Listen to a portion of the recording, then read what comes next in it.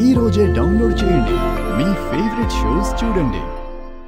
ఏంటి అత్తాకోడళ్ళిద్దరూ నన్ను చూసి చెవులు కొరుక్కుంటున్నారు? నా రాక హఠాత్ పరిణామంగా కనిపించి మీ ఇద్దరు హతాశులయ్యారా? హత్తాలేదు సుత్తాలేదు. ఎందుకొచ్చారో చెప్తే విని తరిస్తాం. వినే కాదు, రేపు చూసి కూడా తరించొచ్చు. సాధారణంగా రెండు శత్రు కుటుంబాలు ఏ పరిస్థితుల్లో కూడా ఒకరినొకరు నమ్మరని ఎలాంటి కార్యక్రమాలకి ఆహ్వానించరు. ఏం పిన్ని? అవునమ్మాయి. కానీ ఇప్పుడు నేను వస్తే రండి లేకపోతే లేదు అని చెప్పడానికి వచ్చాను.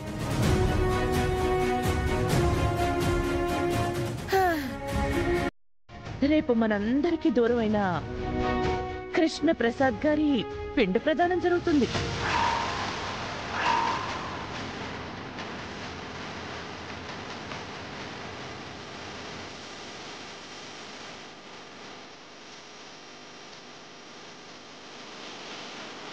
తప్పు తప్పు, అలా పిండం పెట్టకూడదు, అది మహా తప్పు. అవును కదా, బ్రతికున్న మావయ్యకు పిండం పెట్టడం తప్పే కదా. ఏంటి సరదా, ఏంటి కదా? భర్త పోయాడనే బొట్టు తీయలేదు, భర్త పోయాడనే విచారం నీ ముఖంలో కొంచెం కూడా లేదు. ఇప్పుడేమో కృష్ణప్రసాద్ కి పిండం పెడతావంటే మహా తప్పు అనడంలో ఏంటి అర్థం? అంటే నా ఉద్దేశం, పెద్ద కొడుకు గగనుండగా చిన్న కొడుకు చెర్రీతో పిండ ప్రదానం చేయడం తప్పు అని, అంతే.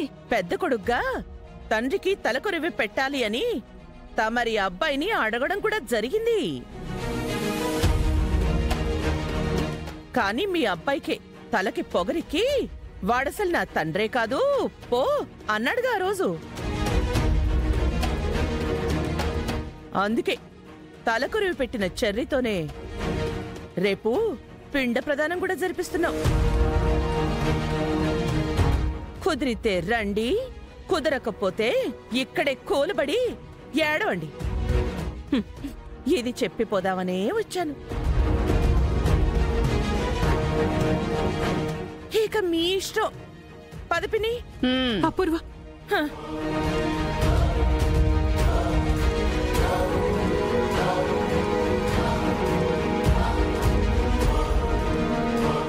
నాన్న ఆఖరి చూపు కూడా చూడ్డానికి ఒప్పుకోలేదు ఈవిడ గారు. ఇప్పుడు పిండం పెట్టడానికి ఎలా పిలుస్తుందో చూడు. పూరి, ఇలాంటి పెద్ద పెద్ద విషయాల్లో అనవసరంగా మీరు జోక్యం చేసుకోకండి. కాలేజ్కి టైం అవుతుంది, వెళ్ళండి. అది కాదమ్మా నేను చెప్పేది. వెళ్ళమని చెప్తున్నాను కదా, వెళ్ళండి.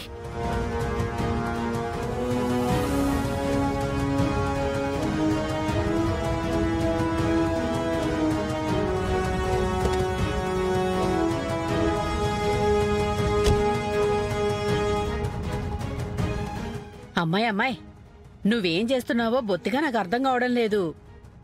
ఈ ఇంటి మీద వాలిన కాకి మనింటి మీదకొచ్చి వాలితేనే చంపేస్తావు. అలాంటిది కేపీ పిండ ప్రదానానికి ఏదో పెళ్లి భోజనానికి పిలిచినట్టు వీళ్ళని పిలవడం ఏంటమ్మాయి? నేనేం చేసినా దాని వెనక ఓ వ్యూహం ఉంటుంది పిన్ని. ఆ కేపీ చనిపోలేదు అని నాకెందుకో బలంగా అనిపిస్తోంది. ఏం మాట్లాడుతున్నావమ్మాయి? తెలుగు ఏడ్చినట్టే ఉంది నీ కౌంటరు. అసలు కేపీ చావలేదన్న అనుమానం నీకు ఎందుకొచ్చింది అని అడుగుతున్నానమ్మాయి.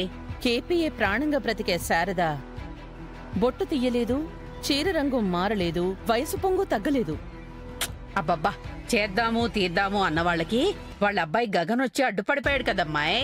అడ్డుపడితే ఆగే రకం కాదు పిన్ని ఆ శారద.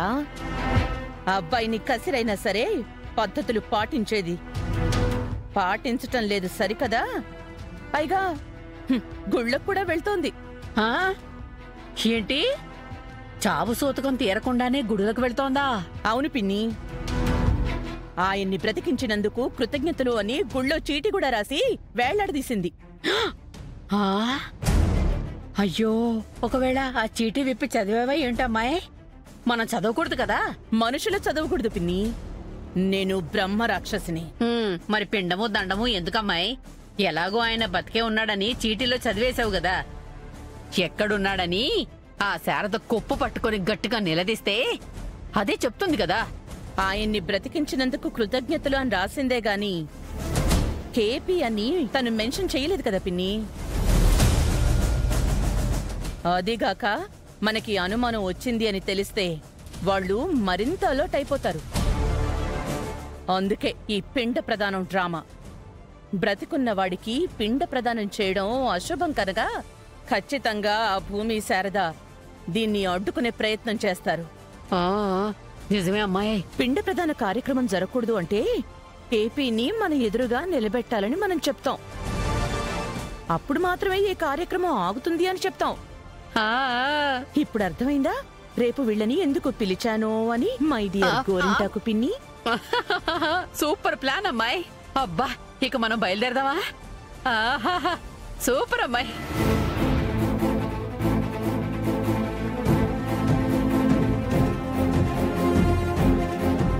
బతికున్న ఆయనకు పిండ ప్రధానం ఏంటమ్మా? ఏం చెయ్యాలో అర్థం కావడం లేదు. నాకు కాళ్ళు చేతులు ఆడడం లేదమ్మా. ఆయన బతికే ఉన్నారని మనం చెప్పేద్దాం భూమి. లేదంటే సంప్రదాయం పేరున అనర్థం జరిగిపోతుంది. అనవసరంగా టెన్షన్ పడకండి అత్తయ్య. ఈ గండం నుంచి గట్టెక్కి ఏదో ఒక దారి వెతుకుదాం. బ్రతికే ఉన్నారని చెప్పి మావయ్య ప్రాణాన్ని మనం గండంలోకి నెట్టద్దు. ఏదో ఒకటి చేసి రేపు పిండ ప్రదానాన్ని మనం ఆపేద్దాం. మీరేం టెన్షన్ పడద్దు.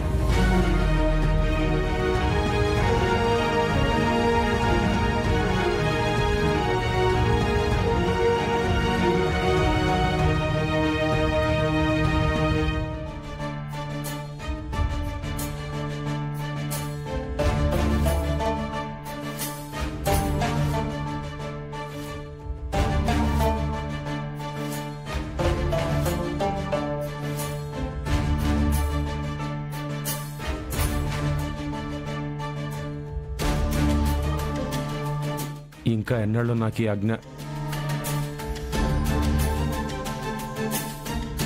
శారదా, భూమి, ఏంటి ఒకళ్ళనొకళ్ళు సైగలు చేసుకుంటున్నారు? ఏంటి విషయం? ఏం లేదు మావయ్య, మీరేదో చెప్తున్నట్టున్నారు, చెప్పండి. ఇంకా ఎన్నాళ్ళు నాకు ఈ అజ్ఞాతవాసం అనుకుంటున్నానమ్మా. అయినా మీరిద్దరూ ఒకళ్ళనొకళ్ళు చూసుకుని నాకేదో చెప్పడానికి ఇబ్బంది పడుతున్నారని నాకు అర్థమవుతుంది. జీవితంలో ఎన్నో చూసేశానమ్మా. మనసు బండబారిపోయింది. పర్వాలేదు, విషయం ఏంటో చెప్పండి అమ్మా. అంటే మావయ్య, అది మీరు నిజంగానే చనిపోయారనుకుని ఆ అపూర్వ రేపు మీకు చెర్రీతో పిండ ప్రదానం చేయిస్తోంది.